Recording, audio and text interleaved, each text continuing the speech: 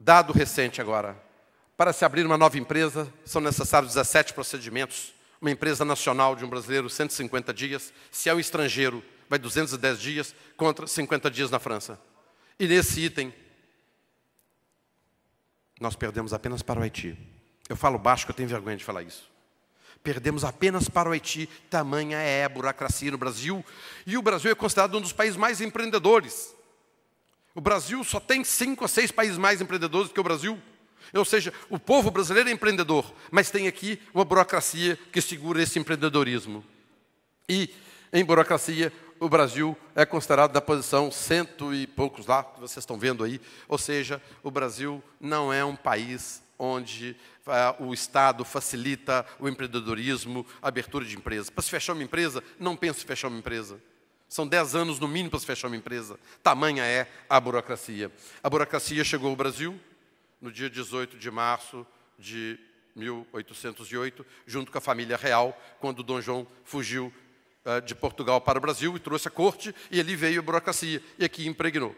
Então, na realidade, isso é que faz parte da nação brasileira, devido à corte ter vindo para cá, e nunca mais conseguimos livrar dessa burocracia que tanto evitamos. Quebra de contrato. Eu gosto muito desse item, porque nós, em princípio, a quebra de contrato é uma coisa que não deveria existir. No entanto, nós temos quebra de contrato pelo governo federal, estadual e municipal. Vou dar-lhes um exemplo. No governo federal, nós conhecemos uma empresa brasileira que se chama Mendes Júnior, uma empresa que praticamente quase quebrou por causa que o governo quebrou o contrato. O governo federal quebrou o contrato. Quantos de nós conhecemos empresas construtoras que trabalharam, ou fornecedores que trabalharam para o Estado, para o governo, e que não receberam? Houve quebra de contrato e essas empresas, muitas delas, pereceram e desapareceram. Então, quebra de contrato se tornou um risco iminente de qualquer empresa.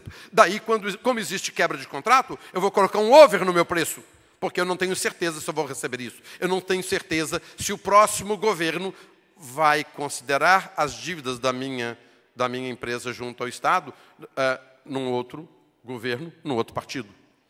No governo estadual também tem quebra de contrato. Nós temos aqui um estado aqui meio por perto que quebra contratos depois de privatizar, quebra contrato depois de privatizar o banco, quebra contrato depois de privatizar empresa de concessão. Enfim, com isso aumenta o custo do Brasil, porque as empresas que trabalham com o Estado têm que aumentar, colocar um over devido à possibilidade do risco de quebra de contrato. E também no governo municipal. É muito comum, quando um governo assume, governo municipal, ok, eu não reconheço essa dívida feita com esses empreiteiros ou com esses fornecedores da prefeitura ou do Estado durante o governo passado. Imaginem só. Como que nós chegamos a isso? E isso é verdade, vocês conhecem inúmeros casos que não vou citar aqui por uma condição ética. Agências reguladoras parecia ser, para todos nós, uma ótima coisa, porque agora, sim, nós vamos ter agências independentes, reguladoras, que efetivamente vão solucionar o problema, vão deixar o governo e o executivo à parte e a coisa vai ser resolvida. O que aconteceu é que elas deveriam ser independentes, deveriam, futuro do pretérito, mas não são.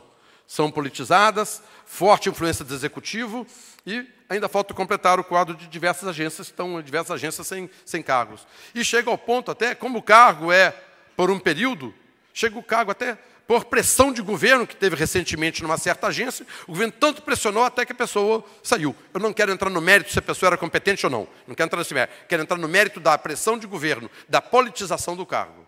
Então, as agências reguladoras que deveriam ser independentes são, muitas delas, a maioria delas, quase todas elas, com raríssimas exceções, subservientes ao executivo. Bem, nossas empresas, ao longo desses anos, passaram por tudo isso. Nós também passamos por um período de corrupção. Nós vimos escândalo dos Correios. Se existe estatal, há uma possibilidade de corrupção. A CPI dos bingos, nós vimos o mensalão, Valério Duto, isso tudo coisa. Eu, inclusive, quando eu levantei, tinha um site com aproximadamente 200 e tantos escândalos. E eu falei, não, isso eu vou cansar o pessoal, não vai dar nem tempo de ler nos 20 minutos que eu tenho. Então, eu resolvi fazer esse resumo rápido aqui do que está acontecendo. E, atualmente, o maior problema nosso são as ONGs.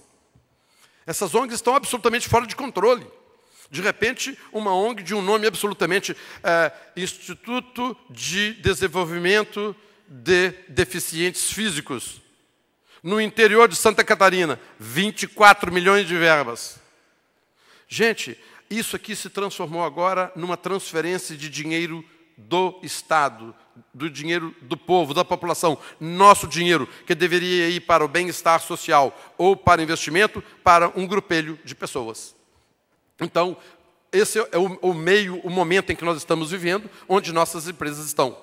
E, em transparência, vocês estão vendo ali a Dinamarca, a Finlândia, em primeiro, segundo lugar, e vocês veem o Brasil na posição de número 78.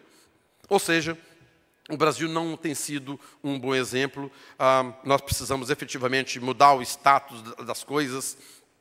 Isso mostra que nós temos que mudar muita coisa. Isso é positivo, porque significa que nós temos muita coisa que mudar.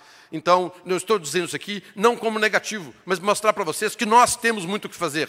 E são fóruns como esse que nós vamos resolver isso. Nós temos que gritar, nós temos que falar, nós temos que apontar todos esses erros estruturais de nossa sociedade. E imagem do país. Quando vem um príncipe do exterior aqui, onde nós levamos ele? Na favela, para jogar futebol na favela. Nós temos prazer de mostrar as nossas favelas para eles. Nós temos aqui um MST. Dispensa-se comentários. O que eles fazem impunemente. E lá fora a imagem de MST são pobres coitados, sem terra, querendo terra. Que às vezes algumas ondas.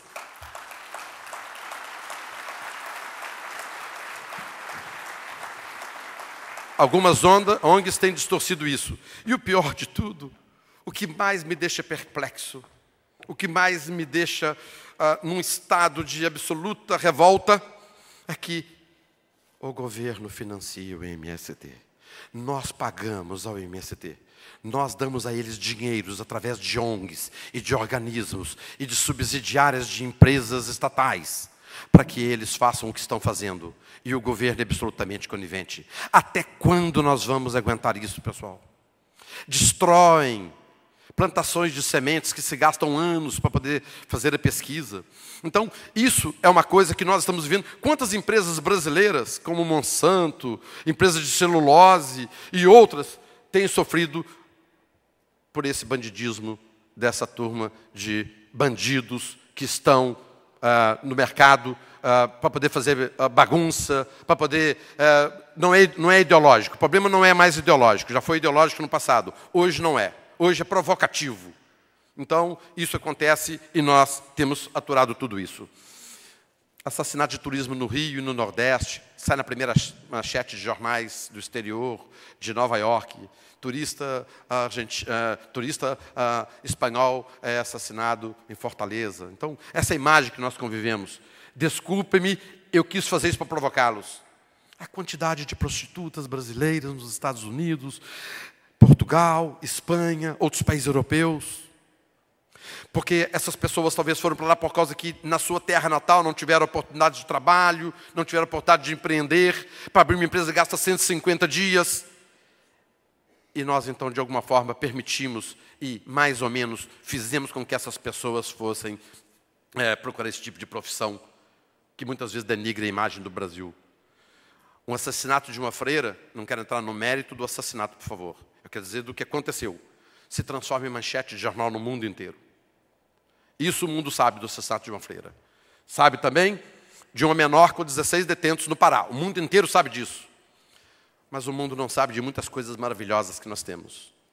Em pesquisa, em agribusiness, do que nós fazemos da empresa brasileira, do que nós fazemos de sucesso, do que nós temos em tantas áreas de cultura, de indústria, de comércio, aquilo que fazemos bem. Então, a empresa brasileira que se transforma em multinacional, ao mesmo tempo que tem uma marca, um nome, ela tem isso.